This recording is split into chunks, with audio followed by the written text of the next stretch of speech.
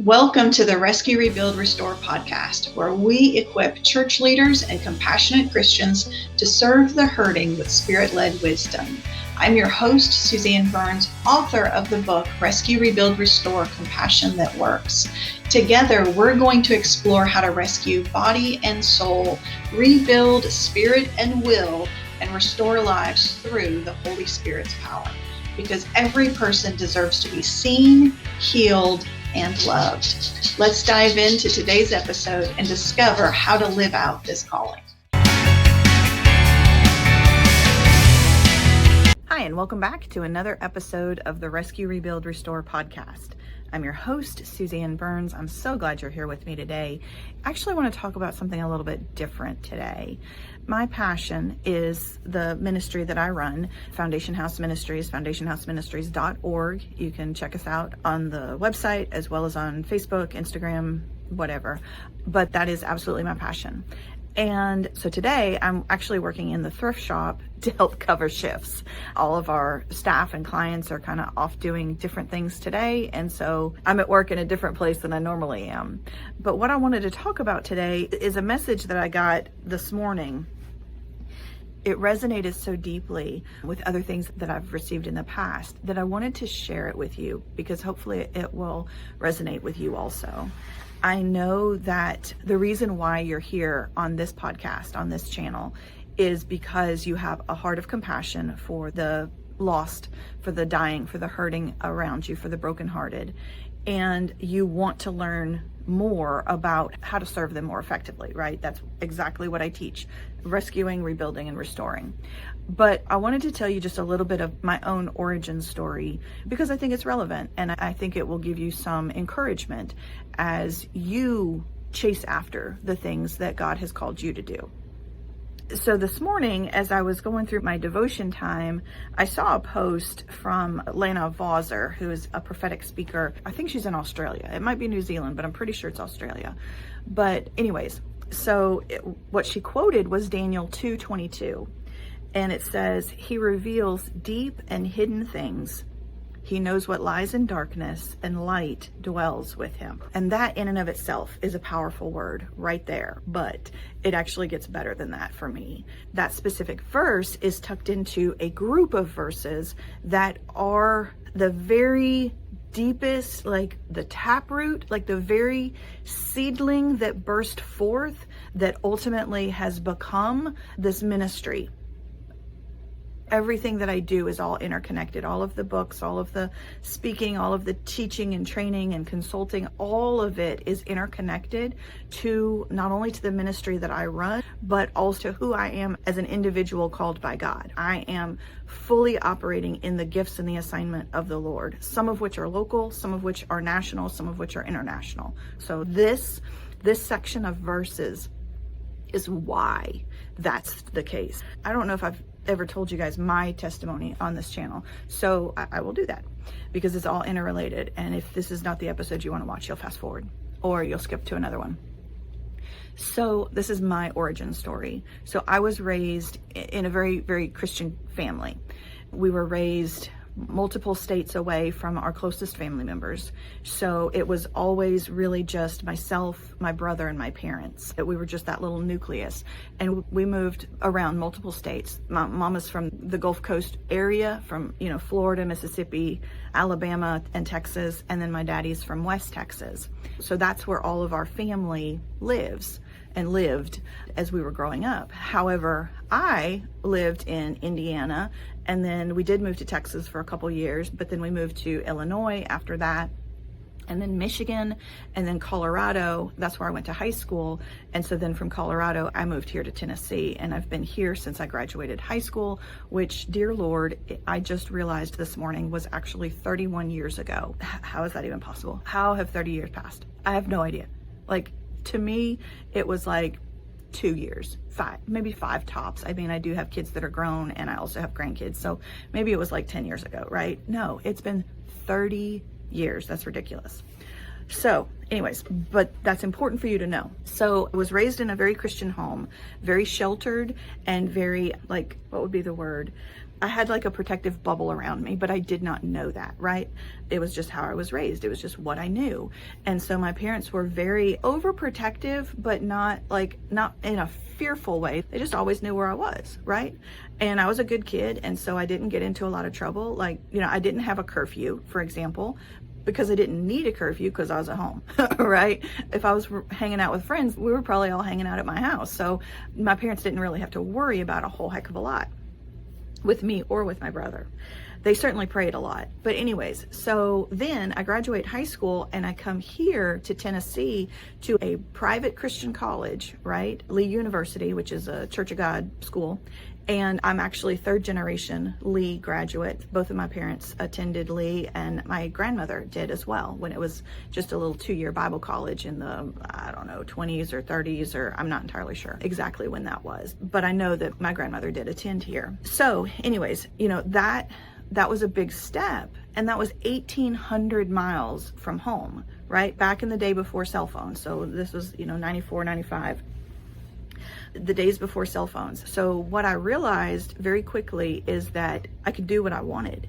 I didn't have to, my parents weren't there to watch, to ask questions.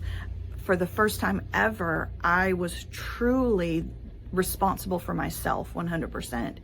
And let me tell you, I did not always make the best of decisions. I just didn't, right? So by the time I'm a junior in college, I find myself in a dating relationship where I am smoking cigarettes. I am drinking alcohol. I mean, I was already 21, so like, seriously, this is what you get. When you work with me, this is what you get. I can't help myself. And then I started experimenting with illegal drugs. He was not experimenting. He was very experienced. But so I get into this situation where I felt very much like the frog in the frying pan. And then one thing leads to another. And of course, one day, wake up pregnant. And so this was in summer of 98 that I ended up finding out I was pregnant. I went back home to Colorado to have my oldest son, and then moved back to Tennessee. I married my son's father, and we were only married for a couple of years, and it was not a good marriage. It was not a good dating relationship. Before that, it was not a good marriage. It just wasn't. And so at some point, I was still in the midst of all of that nonsense, right? And so at some point, the Lord finally woke me up. And I'll tell you what, I will never forget what happened. November of 2000. My son was born in February of 99. So I was still goofing off those early years of his life. And so right around Thanksgiving of 2000, I had gone to my then in-laws, because my first husband and I, we are divorced now. So if that makes you quit following the channel, then might as well know now. So anyways, my then mother-in-law was babysitting. And so I was selling insurance to small businesses, trying to make more money, right, than you could just make working hourly or whatever. Because my first husband was a musician, which in his mind meant that he didn't need to work. His job was to perform, and he would get paid not in real dollars, but usually in pot or free furniture or something along those lines. Yeah, so it was very difficult. Those early years were hard. So I was trying to make more money than what I knew how to do in order to provide for us and for my son. So this day in November, I had a really, really bad day. I'd had like appointment after appointment after appointment, and just nothing went right. So I would go to them. And so when I say no show, I would have driven, 30 miles, 45 minutes, things like that. I had a huge territory and I hadn't sold nothing, right? And so here I am, depressed, sad, frustrated. And I remember going in to pick up my son from his grandmother's, and I was just frustrated and just kind of venting. And I said, I don't understand why God just won't bless me, right? Because I'm Christian, that's what we do, right? We turn on the church speak, right? And she turned to me and very sweetly and very kindly said, well, honey, what are you doing that God can bless? Wow. Now, even 20 some odd years later, my son is 26 now. So 25 years later, that statement still affects me just as deeply as it did back then. So what did I do about it? Well, I was really struck to my core. And quite honestly, effectively from that point forward, I was done. I didn't do any further drugs. I didn't do any further alcohol. Smoking cigarettes I was definitely addicted to that, and it took me a while, but immediately I started weaning myself off. It took me about 3 weeks, but before Christmas rolled around, I was no longer smoking cigarettes. And then I had a marriage I had to deal with, right? So that was a challenge in and of itself. What do I do? Because I know what God says about divorce, and yet I couldn't remain in this situation. So after a lot of prayer and conversation and really repeated invitations to my first husband to also give up the things that I had given up and to come over, right, into what we were raised to know, because he was also raised Church of God. After many, many invitations and continued rejection, finally one day in February of 2001, he rejected me yet one more time. Not hurtfully, but like simply, no, that's not what I want to do. I don't want to give these things up. And in my spirit, I felt the Lord drop a reminder of when Jesus sends out the 12 and then he sends out the 72, he tells them that if they are not welcomed in an area, to shake the dust off their feet and to move on. And so whatever your perspective is on divorce in the church belongs to you, because that was my permission to leave my first husband. So then, now we're getting to the verses. I promise you, we're getting to the verses. So I had the great, great blessing of, at that time, as I'm telling my parents that I'm ready to divorce. And so I'm starting to look for an apartment to move into. I'm starting to look for a more stable, consistent job, because selling insurance was not working for me. My father was also in the middle of retiring. And so they moved to this area and purchased a house. They were still working in Colorado. And so I was able to move into their house. And for the first few weeks, Caden and I slept on the floor. And then slowly we got furniture. We got a little bit and a little bit and a little bit. And then maybe about 6 months after that, my parents fully retired. So I was so fortunate to be able to move directly into my parents' home out of the apartment I had shared with my first husband. That was such an unbelievable blessing. It afforded me the time that I needed to figure out what went wrong. How did I get to the place where I was doing all of these things that I knew were wrong, that I knew did not belong in my life, in any believer's life? And yet, here I was. So I made a commitment to the Lord that I was not going to date at all for the first year. And in fact, that's exactly what I did. I did not start dating my now current husband till that year was passed, and we've been married now almost going on 23 years. In that span of time, over the course of that year, as I'm working and I'm caring for my son and I'm really just trying to heal and rebuild and get back into church and do all the things, right? The Lord had me reading in the book of Daniel and Jeremiah especially. I also read in Isaiah and Ezekiel. I don't know why. I can't tell you why, other than the Lord knows what he's doing. But those books, of all the books. But Daniel is also my maiden name. So I've always had a connection to Daniel specifically, but also the book of Jeremiah. And so as I was reading through these specific books, I also discovered a ministry based out of Nashville. And of course, I'm in Tennessee. And Nashville is still about 2.5 hours from me. But I discovered that this organization existed called Mercy Ministries. And now they've changed their name to Mercy Multiplied. They're a fantastic organization. They have houses, residential programs for young women in critical situations. They have homes for women who are coming out of addiction or suicidal ideations or cutting or things like that. Or they do have a maternity home. It's my understanding that that's in Louisiana, not in Nashville, but they have all these different homes. So I had read the biography of the founder. You can't own a nonprofit. But anyways, Nancy Alcorn.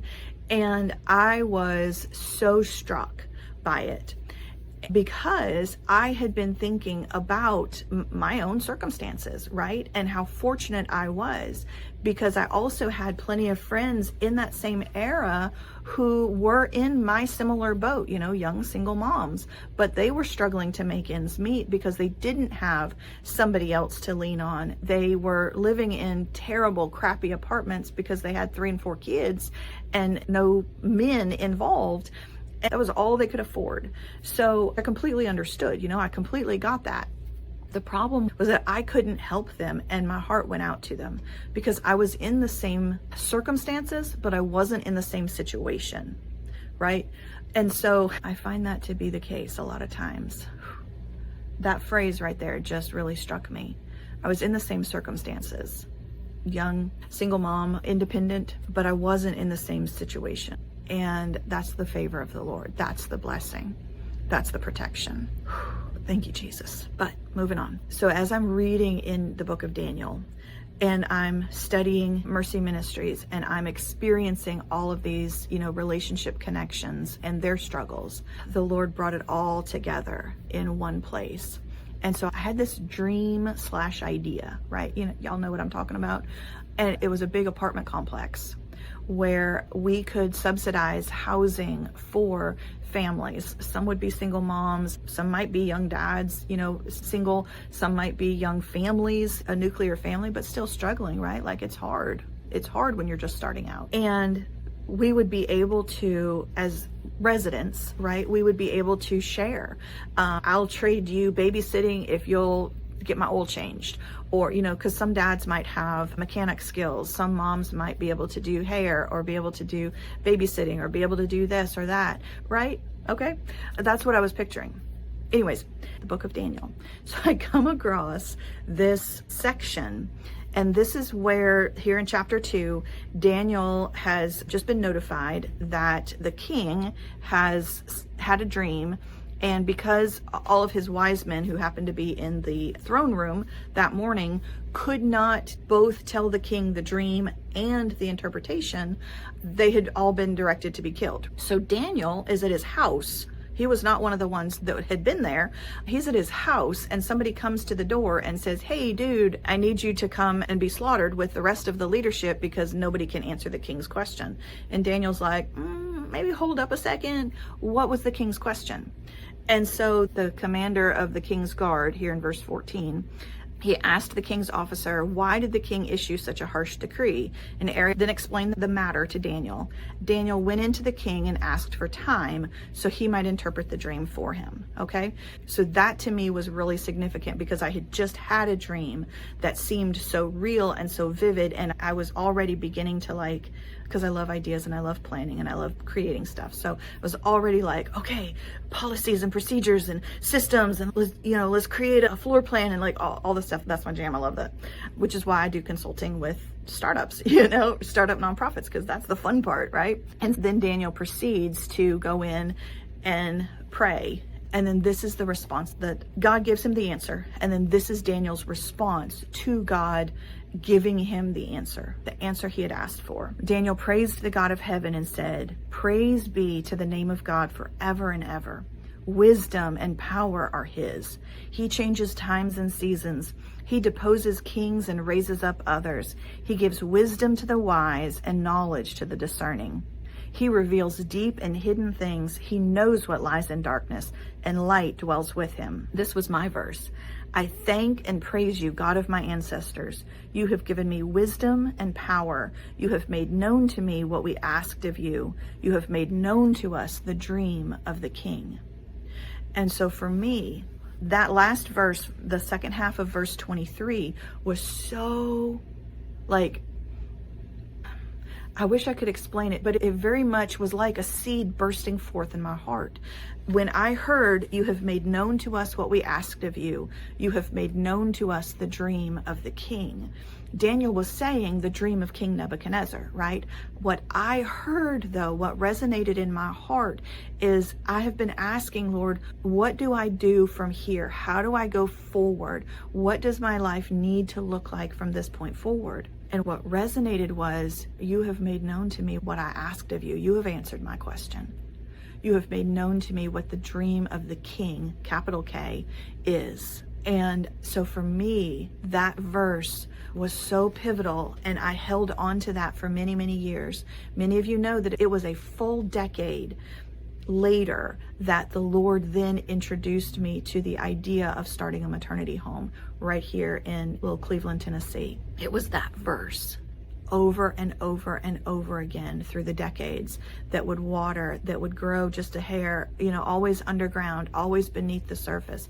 I had no idea. To a large degree, for many of those years, I completely forgot about this vision and this idea. And when it would pass through my mind, it'd be like, oh yeah, well, that can never happen. I would never be able to do that. I could never afford to do that, or that's just too big, or that's too whatever, right?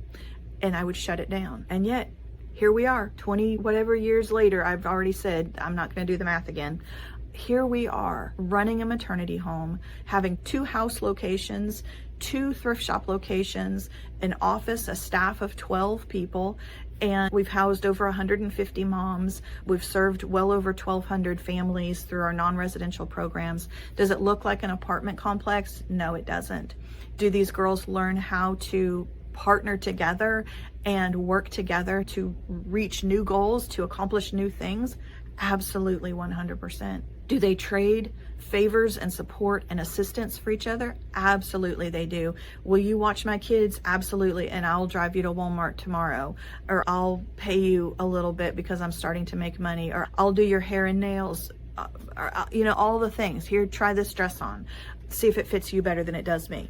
All these things are exactly what I envisioned way back when. I could never have imagined on the front end exactly what the dream of the king was going to look like. But here I am living it. And so one of the reasons why I wanted to talk about that today, one, because I needed to get it out. I needed to be reminded of this story of my own journey, right? I needed to be reminded that he has made known to us what we asked of him. He has made known to us the dream of the king. So amazing. The Lord is so good. And so in all of that, the Lord has shown me so much. And I pray that he is showing you the same thing. Many of you have hearts, have dreams, have wishes, have hopes, and it doesn't look like what you think it should yet. But if you give him time, if you give him the freedom to birth that seed in the way he knows it needs to be birthed, because it did not always look like this, right? We've been open now 11 years. A lot has changed in 11 years. The early days of this ministry in some ways look identical, and in other ways are vastly different than they are today. So if you will give the Lord freedom to do what he knows needs to be done in order to bring his dream to life through you, he will absolutely do it. He is faithful. He is faithful. Praise be to the God of heaven forever and ever. Wisdom and power are his. He changes times and seasons. Is it time for your season to change? My season's changing. My season is absolutely changing. He deposes kings and raises up others. The people that are currently in authority, and I'm not talking politics, I'm just talking your local community, the ministries, the leadership, the staffing that are so overburdened, so tired, they need new blood. They need new excitement. They need a new vision to go forward in this new era. That could be you. If he's deposing a king, he's going to be raising up another one. So could that be you? Maybe go start volunteering at your local Salvation Army and find out. He gives wisdom to the wise and knowledge to the discerning. And of course, James 1:5 tells us that if we ask, he's going to give to us without anger, without resentment, without bitterness, without finding fault. He's going to give to us the wisdom that we've asked for. And he gives knowledge to the discerning. Verse 22, he reveals deep and hidden things. He knows what lies in darkness, and light dwells with him. And I don't think that darkness necessarily means a bad thing, because that little seedling has to grow so far, right, before it begins to shoot up through the earth. And then you and I can perceive that, oh, there's a plant growing there. But God knows, even when it's in the darkness of under the soil, when it's so small that it hasn't even broken ground, God knows that it's there. God knows where that seed is coming to life. He knows what lies in darkness, and light dwells with him. So beautiful. I thank and I praise you, God of my ancestors. You have given me wisdom and power. You have made known to me what we asked of you. You have made known to us the dream of the King. And I just want to leave you with that today. this is definitely a very personal, very emotional episode for me. And I will be back with more teaching. We're going to start doing some interviews and introducing you to some of my clients, some of my staff, some of the fantastic organizations all around the nation that we work with, and so that you can learn from them as well. And they can learn from you and can learn from each other. So more things are coming, more excitement is coming here on the Rescue, Rebuild, Restore podcast. But today I really just wanted to take a minute and honor the root of it all, which is Jesus Christ himself, his dream, his vision. And I'm so grateful that you're here with me. Thank you. Thank you for joining me on the Rescue, Rebuild, Restore podcast. I pray this episode has equipped you to serve with greater clarity and compassion. If you're ready to go deeper, grab a copy of Rescue, Rebuild, Restore, Compassion That Works on either Amazon or at rescuerebuildrestore.com. And while you're there, you can also join our Rescue, Rebuild, Restore Compassion Collective.